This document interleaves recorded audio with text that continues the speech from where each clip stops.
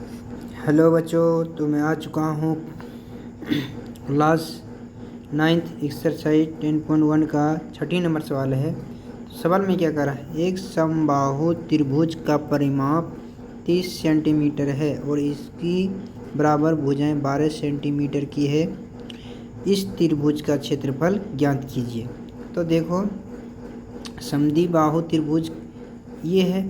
तो समद्विबाहु त्रिभुज का बताते हैं, एक ट्रिक बताते हैं तुम लोगों को कि समद्विबाहु त्रिभुज दोनों भुजा आपस में बराबर होती हैं, यानी दो भुजा बराबर होती हैं। जैसे कि देखा होगा कि दो समद्वि आपस में गले मिलते हैं, उसी तरह यह समद्विबाहु त्रिभुज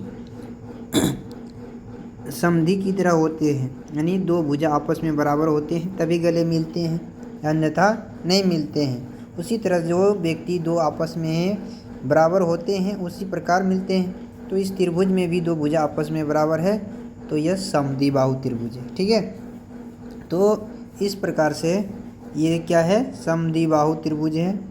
और अब चलते हैं इसको, यानी दोनों भुजा बराबर है और नीचे वाला x है। चलते हैं अब अगली सवाल, यानी सवाल को आगे बढ़ाते हैं। ठीक है, तो देखो अब इसको क्या करना है कि बहुत अच्छी तरह से हमने लिख दिए हैं कि दो भुजा आपस में बराबर है, तो 12 लिख दिए, नीचे वाला x है। ठीक है, तो चलते हैं इसको पहले, सबसे पहले त्रिभुज का परिमाप निकालते हैं। तो दो भुजा बराबर, दो भुजा है और तीसरी भुजा नहीं है, तो तीसरी भुजा निकालने के लिए हम लिखते हैं हल त्रिभुज का परिमाप। क्या लिख रहे हैं, त्रिभुज का परिमाप।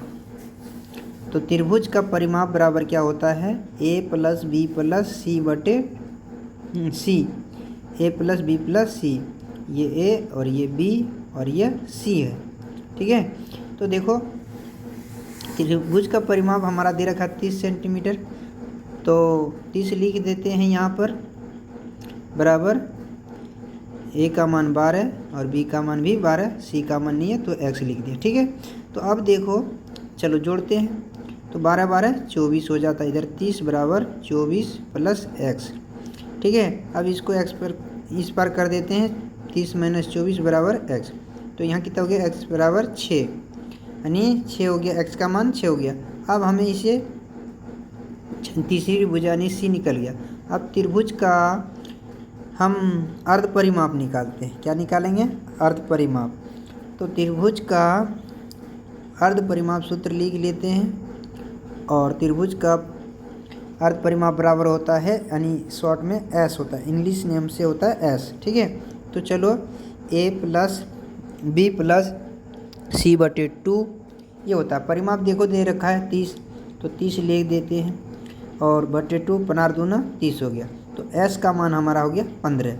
चलो अब त्रिभुज का हीरोन सूत्र लिखते हैं। तो त्रिभुज का हीरोन सूत्र क्या होता है, तो देखो हम लिखते हैं,